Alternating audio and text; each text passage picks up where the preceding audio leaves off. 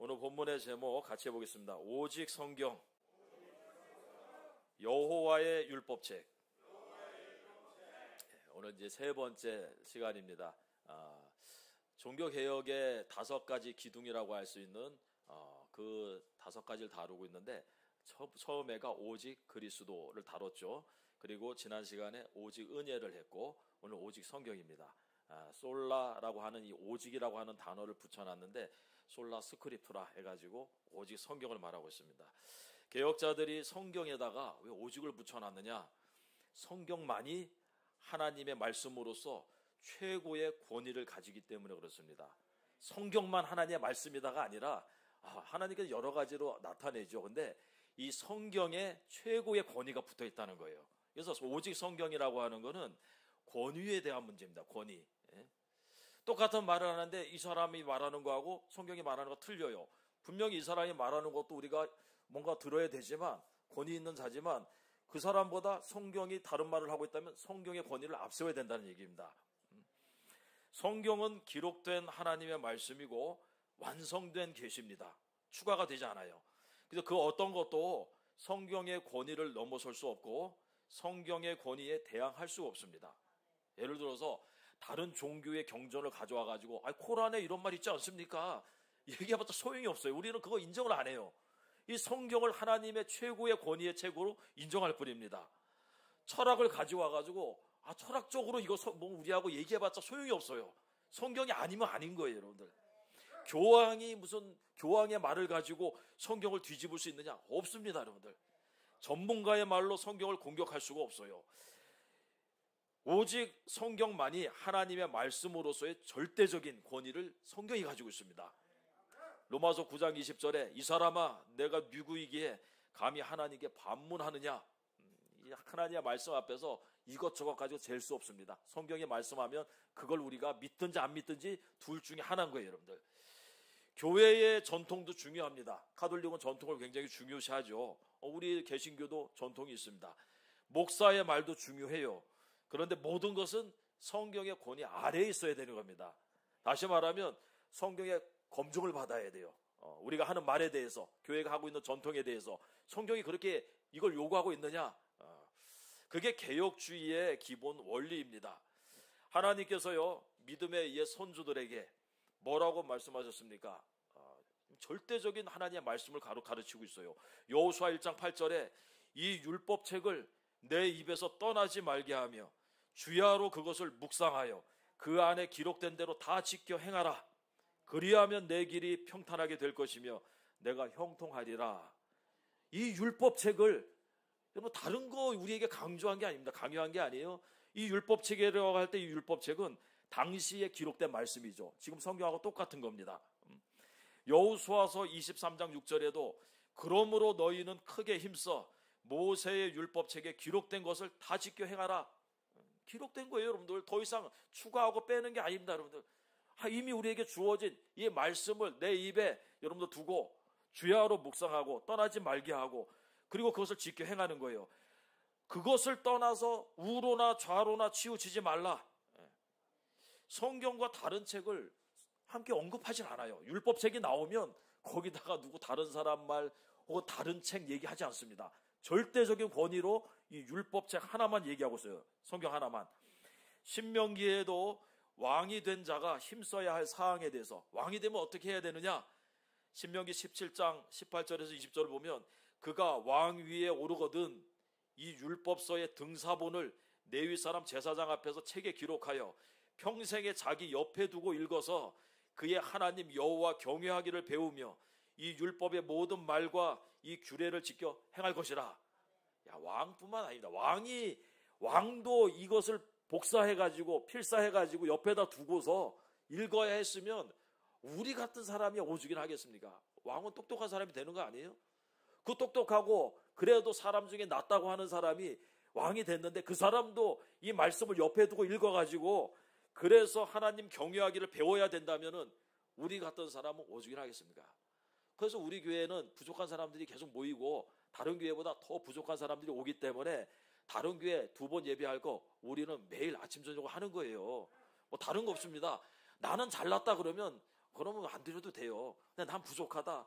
나는 오늘 아침에 들었어도 금방 듣고 잊어버리고 또 죄를 범하고 악에 빠진다. 그러면 별 수 없습니다. 아침에 듣고 저녁에 와서 또 예배하고 또 말씀 듣고 그렇게 해서 평생에 우리 옆에 두고서 여호와 경외하기를 배워야 되는 거예요. 우리가 잘나서 배우는 게 아니라 우리 스스로 못났다고 생각하기 때문에 우리 가나안 교회 가나안심터는 다른 교회보다 더 어리석고 아둔하다고 생각하기 때문에 밤낮으로 우리는 말씀을 듣고 하나님 경외하기를 배우는 줄 믿습니다. 하나님의 말씀에 있어서 그래서 이 성경의 권위는 절대적이에요. 다른 거하고 비교할 수 없습니다. 구약의 선지자들은 그래서 주의 말씀 전할 때 뭐라고 전했냐면 항상 하나님이 가라사대 이걸 앞에 붙였어요.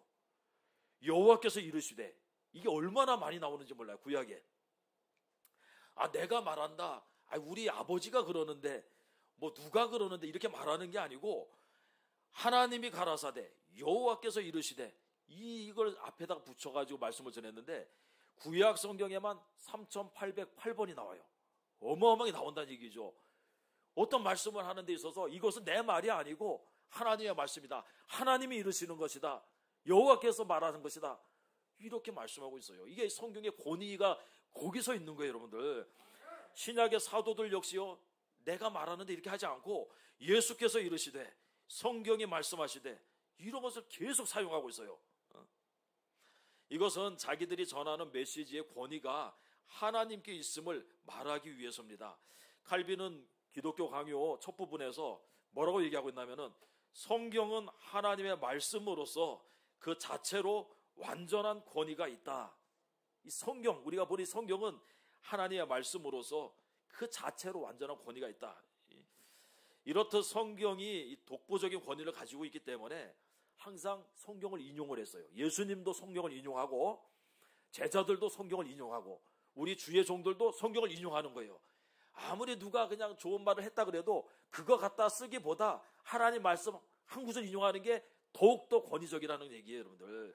거기에 능력이 있고 거기 하나님이 그것을 통해서 역사를 하신다는 얘기입니다. 자, 예수님은요 자기 자신을 소개할 때 뭐라고 얘기했습니까? 이 성경이 곧 내게 대하여 증언하는 것이다.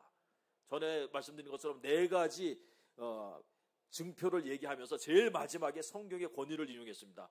성경이 내게 대해서 얘기하는 거다. 마귀가 시험할 때도 성경의 권위를 사용해서 물리쳤어요. 뭐 다른 말하고 이러지 않았습니다. 기록되었으되 사람이 떡으로만 살 것이 아니요 하나님의 입으로부터 나오는 모든 말씀으로 살 것이라. 기록되었으되 이게 여러분들 신명기 8장에 나오는 기록된 말씀이죠. 그걸 인용을 하고 있어요. 또 뭐라고 합니까? 또 기록되었으되 주 너희 하나님을 시험하지 말라 하였느니라. 기록되었으되 주 너희 하나님께 경배하고 다만 그를 섬기라 하였느니라. 성경이 말하고 있다는 거예요. 그래 내가 너에게 절할 수 있느냐? 내가 하나님을 시험할 수 있느냐? 성경이 그렇게 말하고 있지 않은데 아무리 옆에서 그럴듯한 얘기를 하고 철학적인 얘기를 해도 성경이 그렇게 말하고 있지 않으면 아닌 거예요, 여러분들.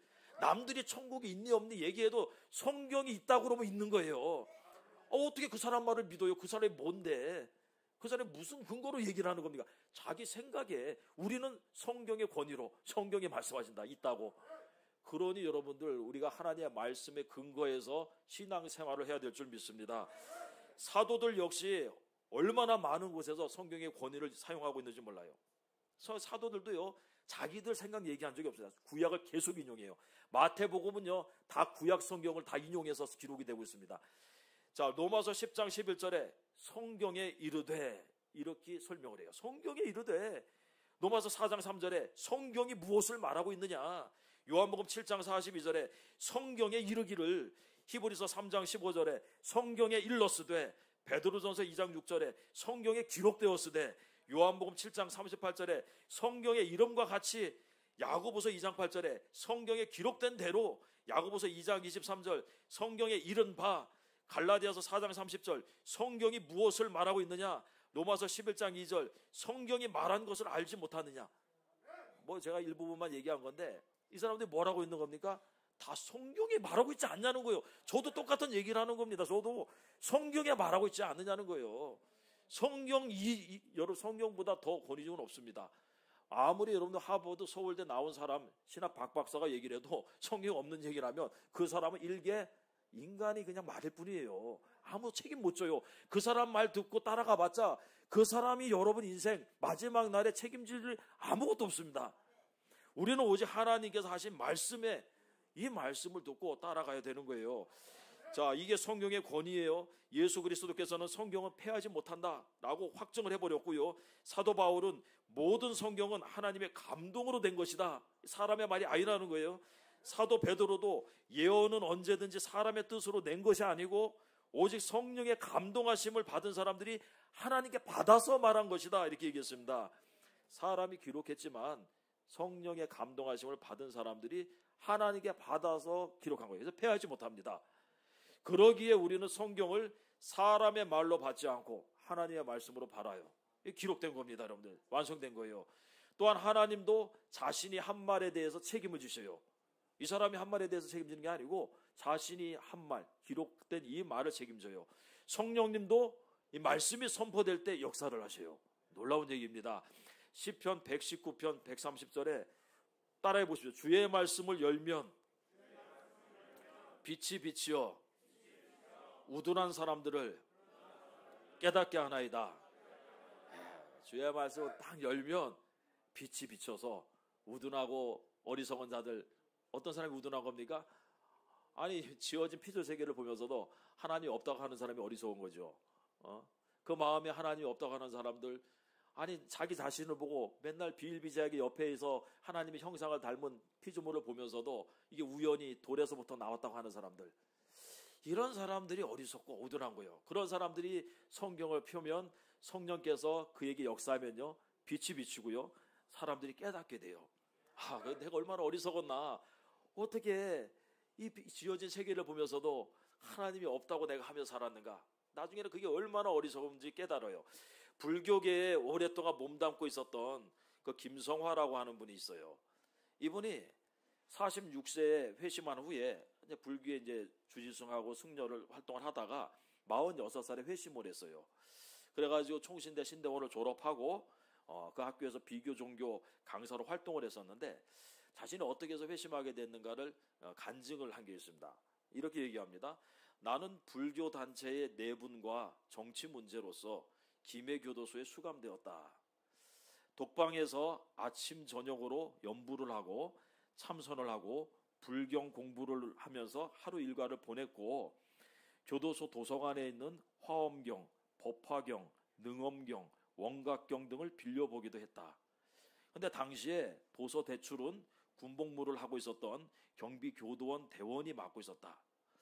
그런데 어느 날 이 청년이 대출을 신청한 이 불경은 가지고 오지 않고 기도원협회에서 발행한 신약 성서를 갖다 주는 것이었다. 그러면서 이렇게 말했다.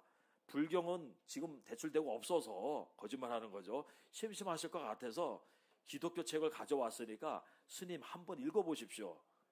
스님께서는 대학에서 강의도 하셨다고 하는데 기독교도 수억의 인구가 믿고 있으니 여기도 진리가 있을 것이라 생각하고 한번 읽어보십시오. 저는 내일 제대합니다. 스님 위해서 기도하겠습니다. 그러고 가본 거예요. 이 사람이 그걸 받아들고서 굉장히 괘씸하게 생각했습니다. 야, 지독한 놈들이다 이것들은. 중한테도 이거를 성경을 갖다 주고 전도를 하는구나. 그러면서도 한쪽으로는 부러웠대요. 정말 자기네 이 불교에서는 이런 전도의 열의가 없다는 거예요. 근데 이 기독교인들은 그 누굴 만나든지 전도를 하려고 그러고 그런 열의가 부러웠다. 근데 그 책을 그 다음 날부터 읽기 시작했다고 합니다. 근데 복음을 처음 딱 접할 때 이 사람이 뭐라고 얘기하냐면 전기에 감전된 것 같았다, 이 얘기를 하고 있어요. 한 번도 읽어본 적이 없는 거예요. 그런데 그것을 여는 순간 빛이 딱 들어온 거예요. 성령이 역사를 하신 거지. 그 전기에 감전된 것처럼 충격을 받은 겁니다. 뭐라고 얘기했냐면은 평소에 그렇게 염원하던 생사의 문제가 해결되었다. 이럴 수가 있나? 석가모니는 인생의 근본적인 문제만 제시하고 그 해답의 열쇠는 주지 못했는데 예수님은 문제뿐만 아니라 해답의 열쇠도 주셨다. 그래 그 사람이 회심을 했어요. 여러분들, 우리는 매일 들으니까, 매일 보니까 그 충격이 점점 감쇄가 되고 이제 무뎌지지만, 진짜로 어떻게 보면 구도자라고 그러죠. 그 열망을 하는 사람, 그 도를 알기 위해서, 진리를 알기 위해서 하는 사람들이 어느 날 성경을 딱 보였을 때요, 놀랍니다. 성경이 자기가 알고자 하는 답이 다 있어. 오늘 본문의 요시야 왕도 율법책을 발견하면서 개혁의 전환점을 맞이하게 됩니다. 요시야라고 하는 이 왕은요, 유다의 왕 중에서 누구보다도 개혁에 앞장섰던 왕이에요. 솔로몬 이후에 나라가 반으로 나눠졌는데, 남유다에는 그 뒤로 20명의 왕이 있었고, 북이스라엘은 19명의 왕들이 있었어요. 총 39명의 왕 중에서 최고의 찬사를 받은 왕이 이 요시야입니다, 여러분들. 어느 정도 성경이 이 사람을 갖다가 칭찬하고 있느냐? 열왕기하 23장 25절에 요시야와 같이 마음을 다하며 뜻을 다하며 힘을 다하여 모세의 모든 율법을 따라 여호와께로 돌이킨 왕은 요시야 전에도 없었고 후에도 그와 같은 자가 없었더라. 엄청난 칭찬이죠. 마음을 다했다는 거예요. 그리고 힘을 다하고 뜻을 다해서 여호와의 율법을 따라서 돌이켰다. 다시 말하면 개혁을 했는데, 오직 성경, 하나님의 성경대로 개혁을 추진했다는 거예요. 내 마음대로, 내 생각에는 이렇게 해도 될 거다 해가지고 하는 거는 여러분들 50점밖에 안 되죠. 그게 아니고 성경에 기록된 대로 내 인생을 개혁해 나가는 거. 그럴 때 하나님이 뭐라고 얘기하느냐? 마음을 다하고 뜻을 다하고 힘을 다한다, 이렇게 말하는 겁니다. 요시야는 몇 살에 왕이 됐냐면요, 8살에 왕이 됐습니다. 참, 왜냐하면 8살에 그의 아버지가 살해당해요, 자기 신하들에게. 그래, 초등학교 이제 입학할 나이에 아버지 잃고 한 나라의 왕이 되었습니다. 얼마나 힘들었겠어요. 그 어린 아이가 그 얼마나 어수선했겠습니까? 게다가 당시 국제 정세가 이 아수르라고 하는 나라의 힘이 약해지고 바벨론이 새로운 세력으로, 신흥 세력으로 떠오를 때예요. 그러니까 이 나라 안에서 친바벨론파가 있고 친아수르파가 있어가지고 정신이 없어요, 신하들 사이에서도. 그래, 이 조그만 아이가 왕이 돼가지고 아버지 잃어버리죠. 할아버지는 2년 전에 죽었는데 그 할아버지가 55년을 통치를 했어요. 참, 그러니 그 뒤를 이어서 이 나라를 이끈다는 게 아마 굉장히 힘들었을 겁니다. 이런 격변의 상황에서 요시야가 했던 일이 뭔가 하면 하나님의 말씀을 붙들었어요. 참, 그래서 이 사람이 위대한 인물이 되고 하나님께 칭찬받는 왕이 된 겁니다. 여러분 중에서도 감당하기 어려운 시간을 지나오신 분들이 있어요. 여기 오실 때 제일 어려웠을 때 온 거죠, 사실은. 나는 연약한데, 그죠? 내 앞에 있는 문제는 너무 태산 같아요. 지금도 그래요. 어떻게 헤쳐나가야 될지 모르겠어요. 어디로 가야 될지 모르겠습니다. 그러면 요시야처럼 하면 돼요. 이 사람이 여러분보다 더 어려운 상황에서 어마어마한 짐을 걸머졌는데, 근데 하나님의 말씀을 붙들었습니다. 아까 여러분들 여호수아에서 나오는 것처럼 뭐라고 얘기하고 있습니까? 이 율법책을 내 입에서 떠나지 말게 하고 주야로 묵상하라, 이 얘기죠. 신명기에 나오는 것처럼 이 말씀을 평생에 자기 옆에 두고 읽어라. 이 요시야가 그걸 했어요, 여러분들. 그래서 이 어려운 시기에서 여러분 하나님께 가장 인정받는 왕이 될 수 있었습니다. 우리 가나안 교회도요, 어려운 시기를 계속 지나고 있습니다. 뒤를 돌아보면 편안할 때가 없던 것 같아요. 편안할 때가. 최근만 해도 정말로 재개발로 인해서 여기까지 2005년도부터 2005년 9월 11일인가 9월 14일에 관리 처분 떨어지면서 재개발 이제 막 본격적으로 시작이 됐죠. 그러면서 여기로 이제 오게 되고, 그러면서 여러분들 이제 재개발해서 어느 정도 되려고 하니까 목사님 쓰러져 가지고 투병하셨죠. 목사님 그러면서 또 코로나가 또 닥쳐가지고 코로나 때문에 또 정신이 없죠. 그러니까 정말 감당하기 어려운 시기를 우리 가나안교회가 지나오고 있습니다. 우리가 뭐 대단히 능력이 있어서 여기까지 온 겁니까? 아니죠, 여러분들. 이럴 때 우리는 하나님의 말씀을 붙드는 거예요. 우리는 주님밖에 없다. 어차피 안 모인다고 해서 코로나에 덜 걸리는 것도 아니고, 모인다고 해서 더 걸리는 것도 아니고, 제 생각은 그래요. 어차피 우리는 같이 먹고 마시고 자고 같이 담배 피우고 다 하잖아요. 그러니 뭐 예배에 같이 모인다고 더 걸릴 일도 없어요. 안 모인다고 더 들 걸릴 일도 없습니다. 그러면 이왕 그럴 거 모여서 하나님의 말씀을 붙들고 하나님을 의지하자. 그게 지혜로운 거 아닙니까, 여러분들? 여러분들이 다 잃어버리고 여기 왔잖아요. 더 잃을 것도 없어요. 그러면 이제 하나님의 말씀 붙들고 하나님 붙들고 가는 게 지혜 아니에요, 여러분들? 아직도 잃을 게 있다고 생각하시고 뭔가 재고 있습니까? 아니에요, 여러분들. 여기까지 올 때는 최막장에 온 거 아닙니까? 더 이상 없어서. 그러면 이제 지혜를 배워야 돼요. 그럴 바에는 이제 내 인생의 마지막에 하나님 한번 붙들어 보자. 그 마음을 열고서 주의 말씀을 받아요, 여러분들. 그러면 하나님께서 우리 인생의 배의 키를 붙들고 하나님 운전하시는 거예요. 여러분 찬송가 432장에 이런 가사가 있잖아요. 큰 물결이 설레는 어두운 바다, 저 등대의 불빛도 희미한데 이 풍랑에 배저 항해하는 주 예수님 이 배의 사공이라. 그분이 사공이 되고 그분이 운전대를 잡아야지. 내가 내 힘으로 해가 여기까지 왔는데 여러분들 내가 계속 잡고 가면 그게 답이 나오겠습니까? 하나님께 맡기는 것보다 더 안전한 게 없습니다. 이럴 때는 정말 풍랑이 크게 임했을 때는요, 그때는 이 조타수, 이 배의 키를 놔버려야 되는 거예요. 풍랑이 몰아치고 바람이 불고 막 그러게 하는데 그거 내가 붙잡고 막 억지로 하게 한다 그러면요, 배 파산합니다. 뒤집어져요. 그때는 그냥 가는 대로 내버려 두는 게 창책이에요. 노아의 방주에 모든 게 다 있었는데요, 조종하는 키가 없었어요. 왜 그랬습니까? 그 배의 선장이 하나님이셔요. 그거는 노아가 운전할 수 있는 그런 환란이 아닙니다. 그런 심판이 아니에요. 그걸 알았기 때문에 노아가 아예 그냥 하나님께서 배의 그 키를 만들지 못하도록 하고요, 그냥 물이 흐르는 대로 풍랑이 이는 대로 떠내려가도록 맡겨버렸어요. 그랬더니 하나님께서 때가 되니까 아라랏산 위에 딱 정착을 시키지 않습니까? 애굽에서 나온 이스라엘 역시 어디로 갈지 몰라가지고, 아니 자기들이 200만 명이 광야에서 어떻게 먹고 살아요? 그 자기들이 할 수 없는 거죠. 그러니까 그때부터는 어디로 가야 할지 어떻게 살아야 될지 계획 안 세웠습니다. 그냥 하나님께 맡겨버렸어요. 그런데 하나님께서 그들보다 먼저 길을 가시고 장막 칠 곳을 찾으시고 밤에는 불로 낮에는 구름 기둥으로 그들의 길을 지시하셨습니다. 여러분들, 우리가 해야 될 게 있다면, 큰 어려움을 만난 사람들이 해야 될 게 있다면 이제 자기가 뭘 하려고 하지 말고 맡겨버리는 거예요. 우리가 해야 될 건 뭡니까?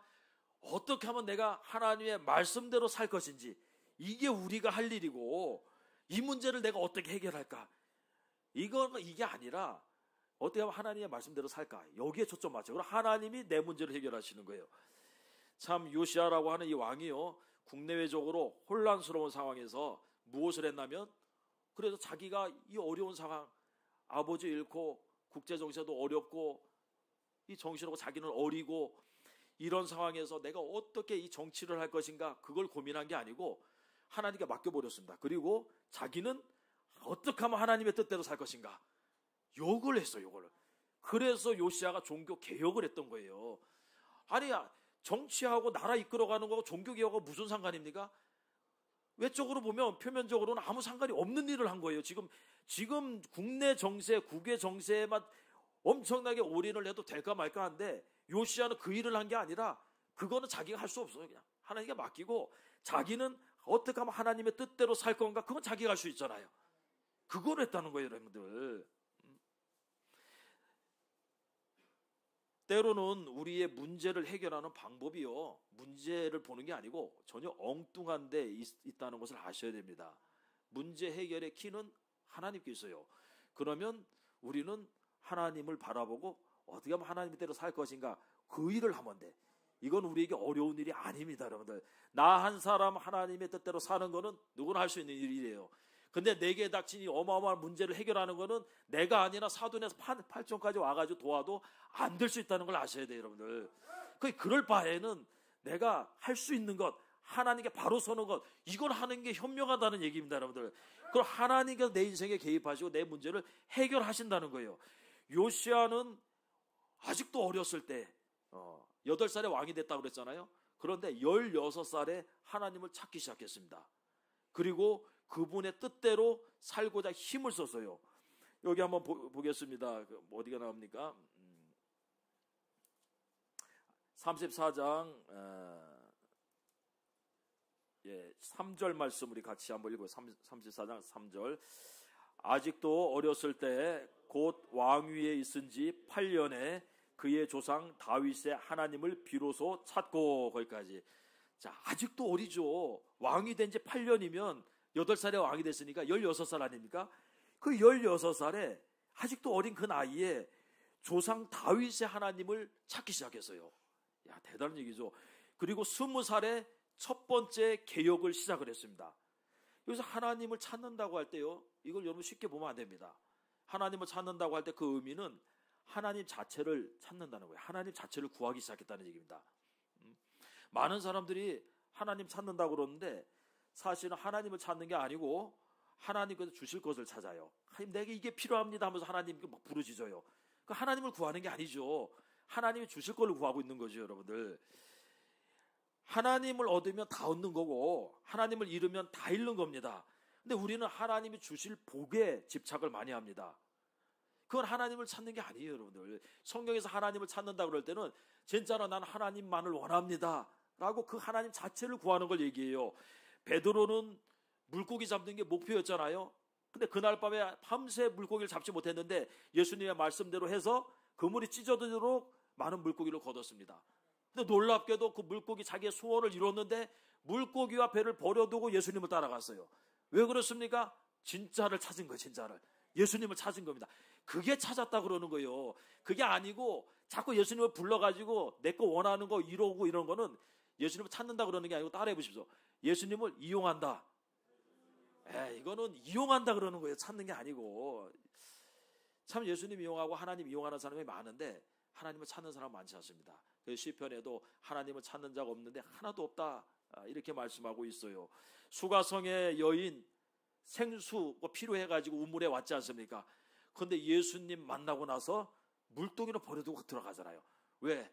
자기가 구하던 게 그것보다 더 중요한 생수의 근원, 그걸 주실 분을 찾아버린 거예요. 그러니 여러분들 그분을 발견한 분은 다른 것 사도 바울처럼 배설물같이 여긴다, 다 버린다 이런 말이 나오는 겁니다. 이게 찾는다고 하는 겁니다.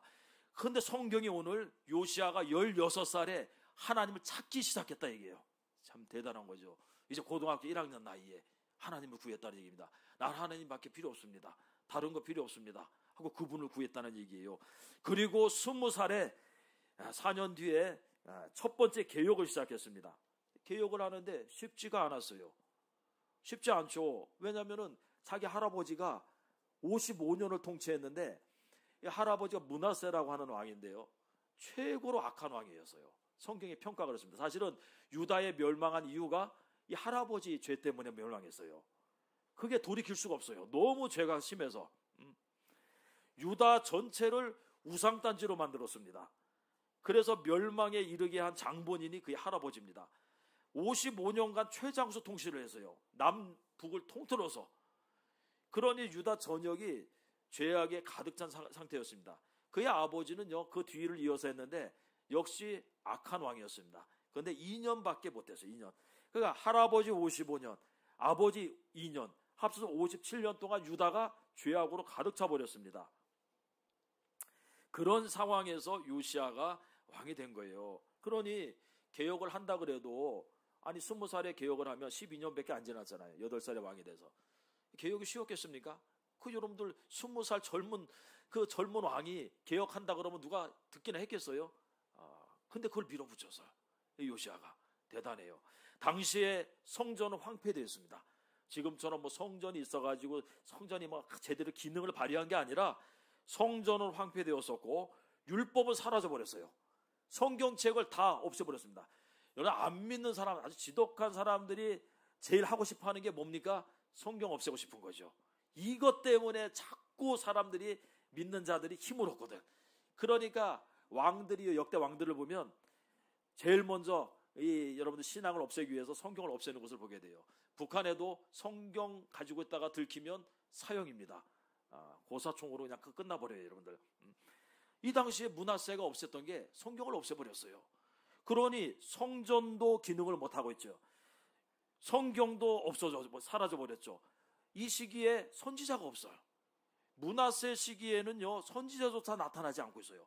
하나님의 말씀을 전해주는 선지자도 없어요. 언약궤도 없어요. 언약궤는 므낫세 때문에 제사장들 딴 데로 옮겨버렸어요. 그러니 여러분, 성전도 없고 율법도 없고 선지자도 없고 언약궤도 없고 완전히 흑암한 상태, 빛이 하나도 없는 그런 상태가 요시야 시대였습니다. 그런 상황에서 어떻게 요시야 같은 인물이 나올 수 있습니까? 어떻게 해서 나오신다면 하나님이 하시는 거예요. 요시야가 자기가 똑똑해서 한 게 아니고 하나님께서 요시야를 세우시고요, 요시야 남겨놓으신 겁니다. 놀랍게도 여러분들 로마서 11장 4절 5절 보면 내가 나를 위해서 바알에게 무릎을 꿇지 아니한 사람 7,000명을 남겨두었다 하셨으니, 남겨두는 거예요. 이거 남긴 자입니다. 내가 남은 자가 아니고 하나님이 남겨둔 자를 얘기해요. 실제로 요시야는요, 이 요시야가 태어나기 300년 전에 이미 요시야라고 하는 왕이 나올 것이라고 예언이 되어 있습니다. 특별한 사람이에요. 하나님께서 300년 전에 이미 요시야의 탄생을 예언을 해놨어요. 이름까지도 정해놨습니다. 요시야라고 하는 왕이 나와서 여로보암에 내가 금송아지 얘기를 해줬죠. 그 제단 이것을 완전히 허물어 버릴 것이다 하고 예언을 해놓고요, 300년 뒤에 이 아이가 나온 거예요. 그러니까 여러분들, 이 사람은 그냥 자기가 뭔가 있어서 한 게 아니라 하나님께서 은혜를 베푸셔서 그를 붙들고 사용하는 것을 볼 수 있습니다. 요시야와 므낫세의 행적을 보면 극과 극이죠. 그의 할아버지가 했던 것과 요시야가 했던, 손자가 했던 것을 보면요, 극과 극입니다. 므낫세가 한 거는요, 그의 할아버지가 했던 거는 철저하게 영혼의 빛, 하나님의 말씀을 차단시키는 거, 이거였습니다. 그래서 성전을 없애고 성경을 없애고 선지자를 없앤 거예요. 빛을 차단하는 걸 한 거예요. 빛이 들어올 만한 창들을 다 막아버렸습니다. 하나님의 말씀은요, 빛이에요. 우리는 흑암 가운데 있고, 그래서 주의 말씀을 열면 빛이 비추는 거예요. 우둔한 자로 깨닫게 하는 겁니다. 그런데 이 말씀이 들어오지 못하도록 철저하게 므낫세가 55년 동안 다 창을 막아버렸습니다. 역대하 33장을 보면 므낫세의 죄가 열거되었는데, 이 창을 막는다는 건요, 뭘로 막습니까? 죄로 막는 거예요. 죄를 지으면 지을수록 하나님께로 들어오는 빛이 차단돼 버립니다. 창문이 막혀버려요. 자, 바로 앞장이니까 33장 보십시오. 3절에서 7절까지 그 므낫세라고 하는 그 사람이 했던 일을 한번 같이 읽어보겠습니다. 시작. 그의 아버지 히스기야가 헐어버린 산당을 다시 세우며 바알들을 위하여 제단을 쌓으며 아세라 목상을 만들며 하늘의 모든 1월 성신을 경배하여 섬기며 여호와께서 전에 이르시기를 내가 내 이름을 예루살렘에 영원히 두리라 하신 여호와의 전에 제단들을 쌓고, 또 여호와의 전 두 마당에 하늘의 1월 성신을 위하여 제단들을 쌓고, 또 흰놈의 아들 골짜기에서 그의 아들들을 불 가운데로 지나가게 하며, 또 점치며 사술과 요술을 행하며 신접한 자와 박수를 신임하여 여호와 보시기에 악을 많이 행하여 여호와를 진노하게 하였으며, 또 자기가 만든 아로새긴 목상을 하나님의 전에 세웠더라. 옛적에 하나님이 이 성전에 대하여 다윗과 그의 아들 솔로몬에게 이르시기를 내가 이스라엘 모든 지파 중에서 택한 이 성전과 예루살렘에 내 이름을 영원히 둘지라. 이런 성전에다가 우상을 세워버렸어요. 참, 하늘의 1월 성신, 바알과 아세라상, 뭐 별거를 다 했습니다. 그러니까 이 사람이 죄가 너무나 커가지고, 아니 성전에다 그걸 해놓을 정도면 여기다가 부처상을 세워놨다는 거, 이 강대상에다가. 이 정도면 온 나라는 말할 것도 없죠. 그러니까 하나님과 나 사이에 열린 창을 다 막아버린 거예요. 그의 아버지가 히스기야인데, 히스기야도 역시 선한 왕이고 종교 개혁자 아니었습니까? 그런데 그 아버지가 했던 거 다 지워버리고 자기가 완전 우상단지로 바꿔버렸습니다. 이렇게 막아버린 창을 다시 연 사람이 요시야입니다. 여러분들, 개혁이라고 하는 게 뭡니까? 개혁은 뭔가 새로운 일을 하는 게 개혁이 아니에요. 막힌 거 뜯어내면 그게 개혁이에요. 여러분들, 창문을 막아버렸는데 죄로 가닥다닥 그냥 막 못질을 해놨는데, 개혁은 뭔가 그 안에서 새로운 걸 또 해내는 게 아니고 그 막아버린 것을 다 뜯어내는 게 개혁이에요. 여러분들, 한자로 개혁은 새롭게 뜯어 고친다 이렇게 의미하지만, 헬라어로 개혁은 바로 잡는다 이 얘기입니다. 원래 있던 거, 이게 뒤틀어진 거를 바로 잡고, 다시 말하면 바로 잡으려면 말씀으로 돌아가야 되죠.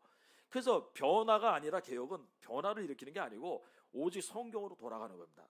하나님의 말씀, 우리에게 주신 이 기록된 말씀으로 다시 돌아가는 걸 개혁이라고 해요. 요시아는 개혁을 단행했습니다. 그리고 그 막아놓은 창들을 다시 열기 시작했어요. 아까 33장 3절에서 7절까지는 므낫세가 창들을 막는 죄가 나오죠. 그런데 34장 3절에서 7절은 요시아가 뜯어내는 작업을 해요. 똑같은 3절에서 7절까지. 자, 한번 같이 읽어보겠습니다. 34장 3절부터 7절까지. 아직도 어렸을 때 곧 왕위에 있은 지 8년에 그의 조상 다윗의 하나님을 비로소 찾고 제12년에 유다와 예루살렘을 비로소 정결하게 하여 그 산당들과 아세라 목상들과 아로 새긴 우상들과 부어 만든 우상들을 제거하여 버리매 무리가 왕 앞에서 바알의 제단들을 헐었으며 왕이 또 그 제단 위에 높이 달린 태양상들을 찍고 또 아세라 목상들과 아로 새긴 우상들과 부어 만든 우상들을 빻아 가루를 만들어 제사하던 자들의 무덤에 뿌리고 제사장들의 뼈를 제단 위에 불살라 유다와 예루살렘을 정결하게 하였으며 또 므낫세와 에브라임과 시므온과 납달리까지 사면 황폐한 성읍들에도 그렇게 행하여 제단들을 허물며 아세라 목상들과 아로 새긴 우상들을 빻아 가루를 만들며 온 이스라엘 땅에 있는 모든 태양상을 찍고 예루살렘으로 돌아왔더라. 뭐 한 겁니까? 자기 할아버지 아버지가 해놓은 거 다 뜯어냈다는 거예요. 이게 개혁이죠, 여러분들. 다른 게 개혁입니까? 역대하 33장과 34장에 있는 3절에서 7절까지 말씀은 개혁이 뭔지를 보여주고 있습니다. 막아놓은 죄들, 창들, 이걸 다시 여는 것, 하나님과 우리 사이를 가로막고 있는 죄악들을 치워버리는 게 개혁입니다. 우리에게도 아버지, 할아버지, 조상 때부터 쌓인 죄악들이 왜 없겠습니까? 요시아처럼 그런 가정에서 태어나다 보니까 그게 아무렇지 않을 수도 있어요. 오래 습관화되다 보니까 내가 하고 있는 게 아무렇지 않게 느껴질 수 있습니다. 혹은 우리도 이곳에 교회지만 이런 특수한 쉼터라고 하는 일을 하다 보니까 다른 사람도 옆에 있는 사람도 다 저러는데 그렇게 생각할 수도 있어요. 아닙니다, 여러분들. 그거는 우리는요, 말씀대로 말씀으로 돌아가는 게 개혁이라 그랬잖아요. 옆 사람 보면서 그 사람 따라가는 게 개혁이 아니고 하나님의 말씀이 뭐라고 돼 있는가 보고서 그걸 내 지침으로 삼고 그대로 행하는 게 개혁인 거예요. 여러분들, 그런 죄악들이 창을 막고 있으니 어떻게 하나님의 말씀이 내 안으로 들어오겠습니까? 예? 어떻게 하나님의 뜻을 내가 분별하겠습니까? 어떻게 하나님의 뜻대로 살아가겠습니까? 이 요시아라고 하는 왕은 자기 부모 할아버지가 해놓은 거 이거 다 뜯어냈어요. 다 파괴하고 다 헐어버리고 온 나라를 정결하게 했는데 이거 치우는 데만 6년 걸렸습니다. 치우는 데만 20살에 시작해서 26살까지 치우기만 했어요. 그 8절 말씀에도 요시아가 왕위에 있은 지 18째 해 그 땅과 성전을 정결하기를 마쳤다. 정결하게 하기를 언제 마쳤습니까? 18째. 그 해에 20살에 왕이 돼서 26살에 끝냈다는 얘기. 이거를 가끔 TV 보면요, 쓰레기로 가득 찬 집들 나오잖아요. 발 디딜 틈도 없이 쓰레기로 꽉 차서 거기 자기는 중요하다고 다 갖다 놨는데 TV 보는 우리는 저기서 뭐 고를 거 없어. 다 버려야 돼. 이미 다 더러워져 있어. 뭐 쓸만한 것도 이미 그 쓰레기 더미 안에서는 이제 필요 없는 것들이에요. 다 갖다 치워야 되죠. 근데 자기 힘으로 하질 못해요. 엄두를 내지 못해. 그래가지고 봉사자들이 와가지고 치우기 시작하는데 치우는 데만 하루 종일 걸리죠. 몇 트럭분이 나가죠, 여러분들. 그리고 다 치운 다음에 하나도 남겨서 싹 치우고 나서 도배하고 장판 깔고 수리하기 시작하는 거예요. 그리고 새로운 걸 갖다 드리는 겁니다. 여러분들, 요시아가 똑같은 일을 했습니다. 성전을 비롯해서 온 나라의 우상단지 부수고 치우는 데만 6년이 걸렸어요. 그리고 그 다음에 수리하기 시작한 거예요. 성전을 수리했습니다. 그 다음에. 방법은 똑같아요. 여러분들이 해야 되는 단계가 있습니다. 와가지고 이 앞에 와가지고요, 자기가 일생 동안 므낫세가 55년, 그의 아버지 아몬이 2년, 57년간 황폐하게 된 그 나라를 치우는데 6년 걸렸어요.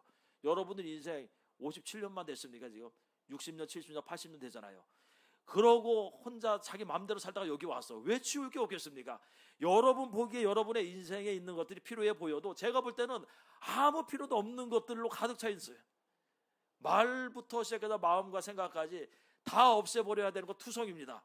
그거 눈에 띄어야 돼요. 그래서 그거 치우는 데만 여러분들 오래 걸려야 돼요. 여러분들 이거 안 치우고 거기 위에다가 하나님 주신 것도 올려놔봤자 또 쓰레기 돼버려요.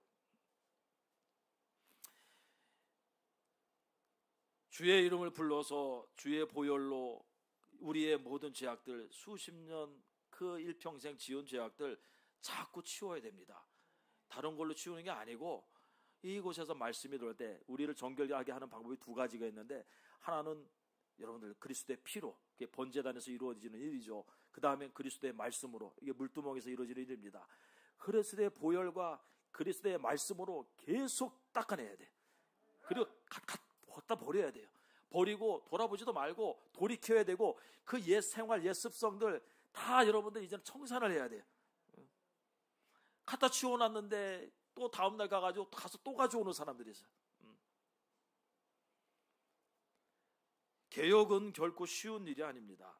이렇게 하나 둘 죄악들이 사라지고요, 창문을 막고 있던 짐짝들이 치워지면 이제 드디어 여기 창문이 있었구나 보이는 거예요. 그러면 거기서 빛이 들어오기 시작해요. 말씀을 깨닫기 시작한다는 얘기예요. 여러분들, 이런 사람에게 이렇게 개혁을 위해서 자기 자신을 회개하고 자복하고 자기 자신을 바꿔나가는 사람들에게 하나님께서 주시는 기회, 두 번째 기회가 뭔가 하면요, 성경책, 율법책을 발견하게 하는 거예요. 이 요시야가 성전 정화 작업을 하다가 거기서 여러분들 율법책을 발견했습니다. 그리고 그 율법책을 폈을 때 빛이 비쳤어요. 자기 나라가 왜 이렇게 됐는지 깨달았습니다. 그래서 어떻게 해야 될지를 분명히 알고 나머지 진짜 두 번째 개혁을 일으켜요.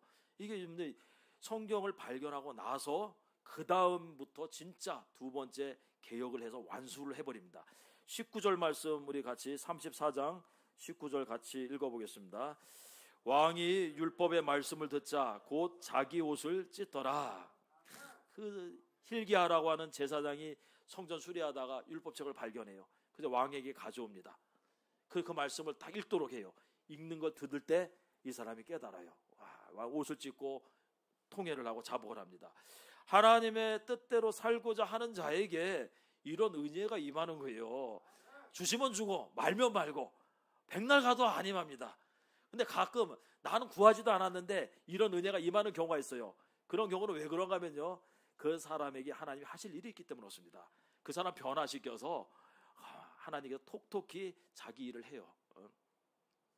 그러지 않는다면 우리는 일반적으로 하나님의 은혜를 사모해야 되고, 그리고 성경이 말씀하시는 대로 내 죄가 생각나는 대로 치워야 되고 하나님의 뜻대로 살고자 애쓰고 힘써야 됩니다. 그래야지 하나님의 이 두 번째 은혜, 하나님의 말씀이 내 영혼에 비치는 이 일이 가능하게 돼요. 창문을 막고 있는 죄악을 치워버려야지 창문에서 빛이 들어올 거 아닙니까? 여러분들, 성경은 뭐라고 말씀합니까? 잠언서 8장 17절에 나를 사랑하는 자들이 나의 사랑을 입으며 나를 간절히 찾는 자가 나를 만날 것이라. 하나님의 뜻대로 살기를 각오하고 개혁을 단행하는 자를 위해서 하나님께서요, 두 번째 은혜를 준비해 놓고 계세요. 근데 두 번째 이 은혜, 이 성경 말씀의 은혜가 어디 있냐면요, 감추어뒀어요. 이거를 눈에 잘 띄는 데서 둔 게 아니라 성전을 수리하고 그리고 개혁을 단행하고 그럴 때 발견하도록 깊숙한 곳에 놔둬버렸습니다. 그러니 어설프게 개혁해가지고는요 찾지 못합니다. 여러분들, 찾지 못해요. 요시야가 율법책을 발견한 것, 이 우연입니까? 아니죠. 이 사람은 발견할 수밖에 없었어. 왜? 처음에 각오할 때 자기는 완전히 이거를 개혁을 하겠다고 다짐을 하고 있었기 때문에 어느 정도 하다가 이만하면 됐다 하고 멈출 생각이 없었어요. 성전까지 이제 수리를 들어가기 시작했어요. 그건 자기가 하고자 했던 일입니다. 그럴 때 하나님께서 그 성전 깊은 곳에서 성경을 발견하게 해주신 거예요. 하나님을 만나는 사람들이 우연히 만나는 겁니까? 아닙니다. 여러분들, 하나님을 간절히 찾는 자를 위해서 하나님께서 감춰두신 거예요. 이런 것들은 왜 그렇습니까? 요한계시록 2장 17절에 이기는 그에게 내가 감추었던 만나를 주고 또 흰 돌을 줄 터인데 그 돌 위에 새의 이름을 기록할 것이 있나니 받는 자밖에는 그 이름을 알 사람이 없다. 이기는 그에게 감추어졌던 만나를 주는 거예요.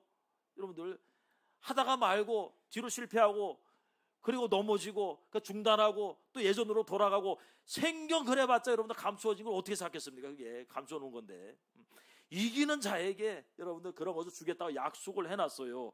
요시아라고 하는 이 사람 여러분들 정말로 하나님을 다해서 마음을 다하고 성품을 다하고 힘을 다해서 진정성을 가지고 이 일을 한 것을 보게 됩니다. 그리고 하나님께서는 그에게 그만한 은혜를 베푼 것을 보게 돼요. 요시아의 1차 개혁 진정성을 보이죠. 그리고 하나님께서는 그에게 감춰뒀던 만나를 주시고 2차 개혁을 할 수 있도록 힘을 줬습니다. 지금 우리 교회에 필요한 것이 있다면 2차 개혁이죠, 여러분들. 1차 개혁은 뭡니까? 쓰레기 치우는 거. 쓰레기 치우는 게 1차 개혁이고 2차 개혁은 이제 하나님의 말씀을 발견하고 마음을 다하여 하나님을 사랑하는 것. 이게 2차 개혁입니다. 자, 요시아가 성경 발견하고 난 다음에 했던 일이 뭔가면 이제 이 자기 백성들과 언약을 세우는 거예요. 마음을 다해서 우리 하나님을 사랑하자, 하나님만 섬기자. 자, 31절 말씀 같이 한번 읽어보겠습니다. 31절. 왕이 자기 처소에 서서 여호와 앞에서 언약을 세우되 마음을 다하고 목숨을 다하여 여호와를 순종하고 그의 계명과 법도와 율례를 지켜 이 책에 기록된 언약의 말씀을 이루리라 하고, 이게 성경 발견한 다음에 한 거예요. 치우는 건 이미 치웠으니까 두 번째는 뭡니까? 이제 우리 마음을 치우고 우리의 마음을 다해서 하나님을 사랑하자는 겁니다. 이것을 위해서 하나님께서 빛을 주는 거예요. 어떻게 사는 게 내 마음을 합하게 사는 것인가를 가르쳐 주는 겁니다. 피상적으로 여러분들이 아는 내 죄된 모습들, 율법을 통해서 발견하고 하는 이런 것들은 우리가 일반적으로 알 수 있는 것들이에요. 죄가 뭔지는. 그런데 하나님이 근본적으로 원하는 게 있습니다. 그거는 하나님을 사랑하는 건데 어떤 게 사랑하는 건지는 하나님의 말씀을 통해서 더 자세히 알 수가 있어요. 이 은혜가 우리에게 와야 되는 거예요. 33절 말씀에 보면 이와 같이 요시아가 이스라엘 자손에게 속한 모든 땅에서 가증한 것들을 다 제거하여 버리고, 이게 1차 개혁이었죠. 이스라엘의 모든 사람으로 그들의 하나님 여호와를 섬기게 하였으므로 이게 2차 개혁이었습니다. 요시아가 사는 날에 백성이 그들의 조상들의 하나님 여호와께 복종하고 떠나지 아니하였더라. 그렇습니다, 여러분들. 율법책을 발견했다는 것은 단순히 책을 가지게 됐다는 걸 의미하지 않습니다. 요시아는 이 사건을 통해서 귀로만 듣던 하나님을 눈으로 보게 돼요. 이 말씀이라는 게 말씀이 살아서 역사를 하면요, 이제 믿어져요. 마음으로 그냥 귀로 듣고 한 귀로 흐르고 그런가 보다 이해하던 게 이제 마음으로 깨달아지고요, 믿어지고 그분을 발견하게 돼버려요. 그리고 또한 이것은 말씀이 육신이 되어서 우리 가운데 거하게 되는 것을 의미합니다.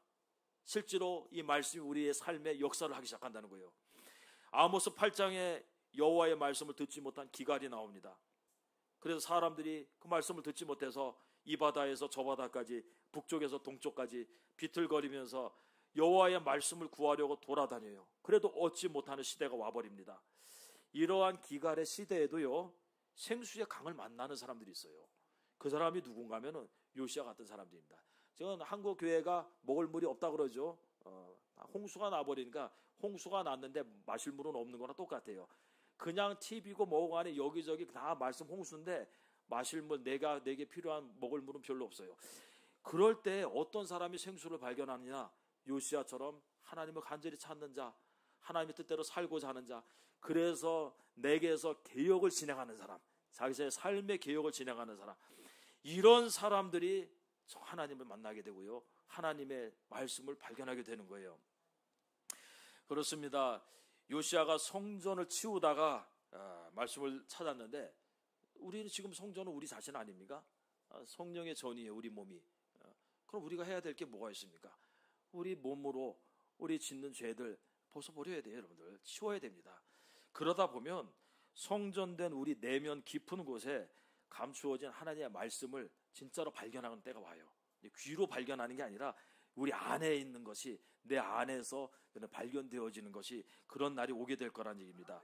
그날에 제사장 hil기야가 서기관 사반에게 기쁨으로 이런 말을 했어요. 15절 말씀 보면 hil기야가 서기관 사반에게 말하여 이르되 내가 여호와의 전에서 율법책을 발견하였노라. 참, 이게 이제 우리 입에서 나와야 해요. 내가 여호와의 전에서, 내가 내 속에서, 내 안에서 하나님의 율법성을 발견했습니다. 말씀을 발견했습니다. 깨달아졌습니다. 뭔 얘기인지 알겠습니다. 그러면 여러분들 그 다음에 뭡니까? 그러면 하나님의 뜻대로 살아간다는 거, 이게 곤욕이 아니라 기쁨으로 주 앞에 이렇게 요시야처럼 언약을 세우고 하나님의 뜻대로 살아가는 이런 날이 오게 되는 것입니다. 여러분들, 오직 성경이라고 하는 거 다른 거 없습니다. 여러분들, 우리가 하나님의 말씀 사모하고요, 그 말씀대로 내가 살아갈 때 두 번째 은혜가 말씀을 통해 또 우리에게 임하는 줄 믿습니다. 기도드리겠습니다.